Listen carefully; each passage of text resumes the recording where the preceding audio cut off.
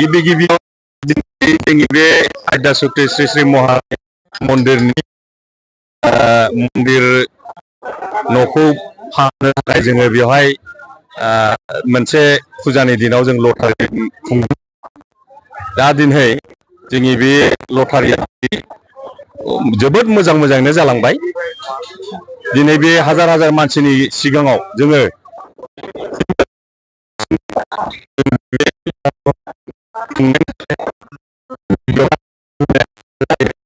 बिथाङा जोंनि बे टिकेटखौ लादोंमोन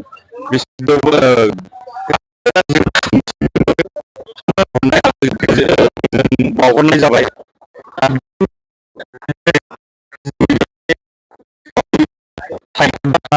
जोङो बे तारिखखौ मोजाङैनो खुंनाय जाबाय। बेवहाय दिनै प्राइजफोरखौ मोनदों। दा बिथांमोनखौ जोङो आरो फैगौ बोसोरफोरावबो जोङो जाहाथे बिथांमोननि सहाय सहजुगिता मोनो बेखौनो जोङो बिथांमोननिफ्राय सहयोग नागिरनाय जागोन। निस्सय जोङो बे सेस्था खालामगोन बेनिख्रुइ देरसिन खेला होनो थाखाय। मानो होनोब्ला जोंनि बे मन्दिरा दासिमबो कमप्लिट जों खालामनो हायाखै। दा बेनिखायनो जोङो बे मन्दिरखौ कमप्लिट खालामनो थाखाय जोङो बेबायदि जोंनि बेबायदि पुँजि गैया, फान्ड गैया। बे फान्ड गैयैनि जाहोनाव जोङो दिनै बे लटारिनिफ्राय जि इनकाम जागोन बिनि एसे बे इनकामजोंनो जोङो बे मन्दिरखौ खुंनो नाजादों। आरो जोङो बहुद दिनै बोसोरनिफ्रायनो एसे रायजोफोरनि बेबायदि हेफाजाबजोंनो कालेक्सनजोंनो जों एफा बेबायदि मन्दिरखौ खालामबोगासिनो। बे मन्दिरा जोंनि लवार आसामनि भितराव ओजोंहाय लवार आसामाव बुंनो थाङोबा महामाया देरसिन दङ। नाथाय जोंनि बङाइगाव डिस्ट्रिक्टआवबो बे जोंनि बे मा महारानी मन्दिरा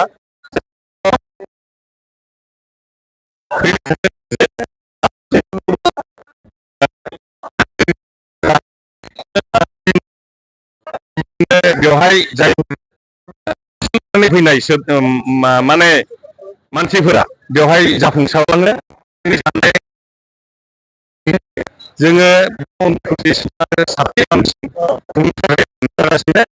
बेनिखायनो जोङो दिनै बे बोसोराव फार्स्ट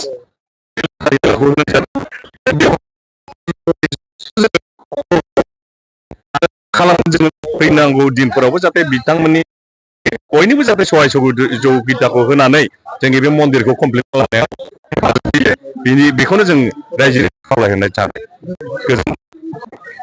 পোনপ্ৰথমে আমাৰ আধ্যাত্মিক মহাৰাণী পূজা সমিতিৰ তৰফৰ পৰা সৰু আজি যি আমাৰ লটাৰী খেল পৰিচালনা কৰা আমাৰ বিচাৰক মণ্ডলী, লগতে আমাৰ বিভিন্ন ঠাইৰ পৰা অহা আমাৰ শুভাকাংক্ষীসকল আৰু লগতে সাংবাদিক বন্ধুসকল আটাইকে আমি ৰঙালী বিহুৰ শুভেচ্ছা জনাইছোঁ। লগতে আমাৰ যি আধ্যাত্মিক মহাৰাণীৰ বাৰ্ষিক পূজা হৈ গ'ল, এই বাৰ্ষিক পূজাৰো আমি আন্তৰিক শুভেচ্ছা জ্ঞাপন কৰিছোঁ। বিগত দিনবিলাকত আমি সৰুকে আমি লটাৰী খেল পাতিছিলোঁ যদিও এইদৰে পতা নাছিলোঁ। এইবাৰ আমি আধ্যাত্মিক মহাৰাণী পূজা সমিতিয়ে এইবেলি আমি এই লটাৰী খেলখন আমি অনুষ্ঠিত কৰা এটা চিন্তা চৰ্চা কৰিছিলোঁ আৰু সেই চিন্তা চৰ্চা কৰি আজি এই লটাৰী খেলখন অনুষ্ঠিত কৰা হ'ল। খুব সুকলমে আপোনালোকৰ সহযোগত ইমান ধুনীয়াকৈ নিষ্ঠা আৰু সহকাৰে আপোনালোকে যি সহযোগ আগবঢ়াইছে আমি পূজা সমিতিৰ তৰফৰ পৰা অশেষ ধন্যবাদ জ্ঞাপন কৰিছোঁ।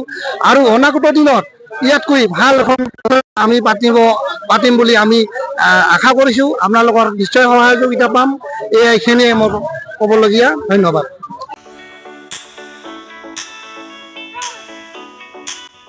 गेलेनायखौ मोजां मोनग्रा एबा गावबा गावनि गथ'खौ पेन्सिल सिलाट मार्शल आर्ट्सनि गोख्रों गेलेगिरि खालामनो सानग्राफोरनि थाखाय मोजां खौरां। चिरां जिल्लानि सापागुरि पेन्सिल सिलाट मार्शल आर्ट्स एकाडेमियाव मुं थिसननाया सोलिगासिनो।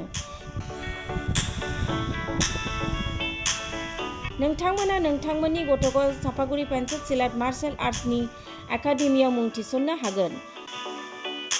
फोरोंनायनि जायगाया जाबाय सापागुरि लावज्रिपारा दगरपारा गेलेग्रा फोथार आरो बेरांगाव हास्रावबारि।